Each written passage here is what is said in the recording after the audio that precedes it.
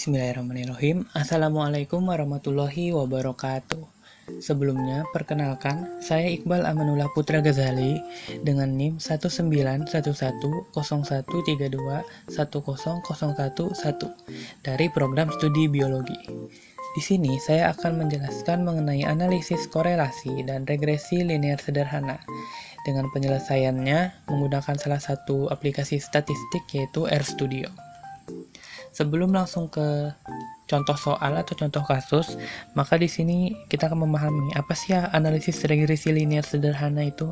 Jadi, analisis regresi linear sederhana adalah analisis yang digunakan untuk mengetahui ada tidaknya hubungan antara suatu variabel independen X dengan variabel dependen Y. Jadi di sini variabel X tersebut berperan sebagai variabel bebas, sedangkan yang variabel Y, berperan sebagai variabel terikat. Adapun persamaan regresinya secara umum yaitu Y sama dengan beta 0 ditambah beta 1 X. Ya, selanjutnya di sini ada salah satu contoh kasus atau contoh soal yang saya peroleh dari buku Lyman dalam bentuk PDF. Yang terdapat di halaman 588 sampai halaman 589. Adapun soal atau contoh yang saya ambil ini adalah example 11.4 yang berbahasa Inggris lengkap dengan tabelnya. Untuk mempermudah pengerjaan, maka saya pindahkan data di tabel ini ke dalam Microsoft Excel dan kemudian saya coba menerjemahkan atau mentranslate yang example 11.4 tersebut yang berbunyi kurang lebih seperti ini. Ya, jadi tabelnya ini telah saya pindahkan lebih mudah diimport ke dalam aplikasi R, dan soalnya atau pertanyaan dari example 11.4 ini adalah yang pertama, apakah ada korelasi antara nilai pH dengan hambatan pertumbuhan? Soal yang kedua, bagaimana persamaan regresi yang terbentuk? Sertakan scatter plotnya. Dan soal yang ketiga, interpretasikan nilai beta 1 yang Ya, seperti yang telah saya sebutkan sebelumnya, data-data tabel tadi telah saya masukkan ke dalam file Microsoft Excel agar lebih mudah diimport ke dalam program R, dan langsung saja kita buka Microsoft Excel-nya dan juga RStudio-nya. Setelah RStudio-nya dibuka, langsung saja kita import data. Caranya klik import dataset, browse. Nanti akan muncul kotak dialog di mana kita pilih di mana tempat kita menyimpan file tersebut. Kemudian klik filenya, lalu akan tunggu untuk retrieving data. Ya, selanjutnya setelah data muncul, maka ubah pH dan indeks retardasi menjadi numerik, bukan karakter. Setelah diproses kembali, lalu klik import. Ya, otomatis data tersebut akan muncul di bagian atas. Kemudian kita akan mencoba memasukkan data tersebut ke dalam data frame dengan cara seperti berikut. Presentasi, nama file, klik sama dengan data frame, kemudian dalam kurung masukkan nama file tersebut. Setelah masuk menjadi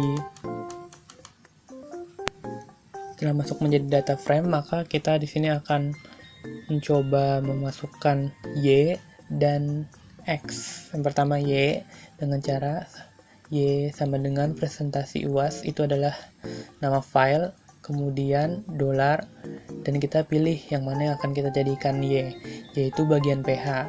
Begitu juga dengan X, yaitu X sama dengan nama file, $, kemudian kita pilih indeks retardasi karena yang menjadi X ini adalah indeks retardasi.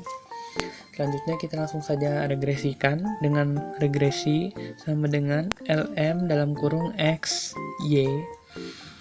Selanjutnya regresi, maka akan muncul hasil dari regresi yang berupa koefisien dan interceptnya. Selanjutnya kita langsung saja menjalankan fungsi summary yaitu summary dan dalam kurung regresi. Maka akan muncul berbagai macam hasil regresi yang meliputi signifikan kode, p-value, R-square, dan lain-lain.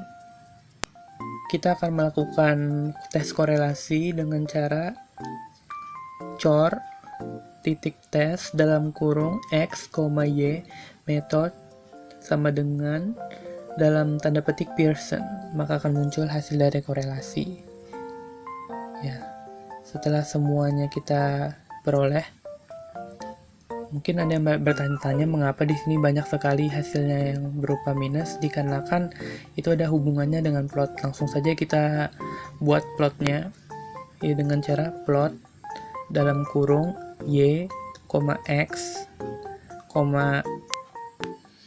maka akan muncul plot di sebelah kanan jendela R. Untuk menampilkan garis sumbu, maka kita akan mengetik appline dalam kurung regresi dan enter. Maka akan muncul plot beserta lengkap dengan sumbunya. Ya, jadi seluruh pengerjaan di R Studio tersebut akan saya kopikan ke Notepad. Ya, begitu pula dengan plotnya akan saya copy ke desktop ya, dengan cara pilih import save as image. Ya, kita akan membahas soal nomor 2 terlebih dahulu. Berdasarkan data yang telah kita peroleh melalui RStudio, telah diperoleh koefisien dan koefisien yang berupa intercept dan y-nya. Oleh karena itu, dapat kita buat persamaannya menjadi y sama dengan 47,475 dikurang 7,859x. Dan untuk scatter plotnya, langsung saja kita copy file yang ada di desktop tersebut. Ya, untuk masih bertanya-tanya mengapa dikurang atau menjadi negatif, hal itu dikarenakan scatter plotnya yang menurun akan sangat berpengaruh atau akan dijelaskan lebih lanjut di soal nomor 3 yang berupa interpretasi dari beta 1. Ya, kita akan ke soal nomor 1. Di soal nomor 1 terdapat dua hipotesis. Hipotesis pertama atau hipotesis 0, H0, yaitu nilai pH berhubungan dengan nilai hambatan pertumbuhan, dan hipotesis 1 atau alternatif yaitu nilai pH tidak berhubungan dengan nilai hambatan pertumbuhan. Langsung saja kita copy atau kita masukkan semua data-data penting yang telah kita peroleh dari RStudio, yaitu yang berupa p-value yang bernilai 1,038, korelasi yang bernilai negatif 0,861928, dan R-square atau koefisien determinasi yang bernilai 0,7286. Jadi p-value-nya ini sendiri bisa dikatakan mempunyai nilai 10,38%, yang dimana akan sangat menentukan jawaban dari soal nomor 1 ini. Ya, ada sedikit tambahan mengenai alfa, yaitu batas maksimal kesalahan dalam suatu penelitian. Umumnya, dalam suatu penelitian, nilainya dapat ditolerir hingga 0,05 atau 5%. P-value adalah nilai kesalahan yang diperoleh dari penelitian. Sedangkan R-square adalah sumbangan pengaruh atau kontribusi yang diberikan variabel bebas, yaitu X terhadap variabel terikat Y. Seperti yang kita lihat, R-square-nya di sini ada 0,7286 atau 72%. Artinya, variabel X sangat berpengaruh terhadap variabel Y. Nah, ketentuan barunya yaitu jika p-value lebih dari alfa, yaitu H0 diterima, sedangkan jika p-value kurang dari alfa, H0 ditolak. Ya, jadi jika kita di sini mempunyai p-value bernilai 10,38%, otomatis kesimpulan dari soal nomor 1 yaitu H0 dapat diterima, yaitu nilai pH berhubungan dengan nilai hambatan pertumbuhan. Dan yang terakhir adalah soal ketiga, yaitu interpretasikan nilai beta 1 yang diperoleh.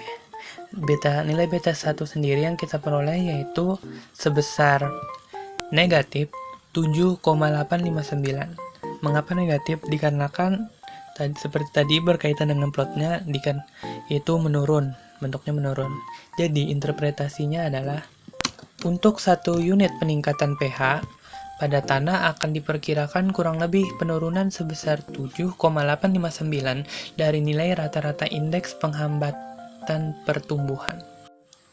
Oke, akhirnya kita akan mereview semua jawaban kita dari soal nomor 1, yaitu di mana apakah ada korelasi antara nilai pH dengan hambatan pertumbuhan. Seperti yang kita lihat, dengan ketentuan-ketentuan yang telah dibahas sebelumnya, maka p-value yang kita peroleh yaitu sebesar 10,38%, lebih besar daripada alfa yang bernilai 5%. Oleh karena itu, dengan kesimpulan H0 dapat diterima. Jadi, nilai pH berhubungan dengan nilai hambatan pertumbuhan. Selanjutnya ada nomor 2, bagaimana persamaan regresi yang terbentuk? Persamaan regresinya yaitu Y sama dengan 47,475 dikurang 7,859x. Tanda kurang dikarenakan scatter plotnya yang menurun.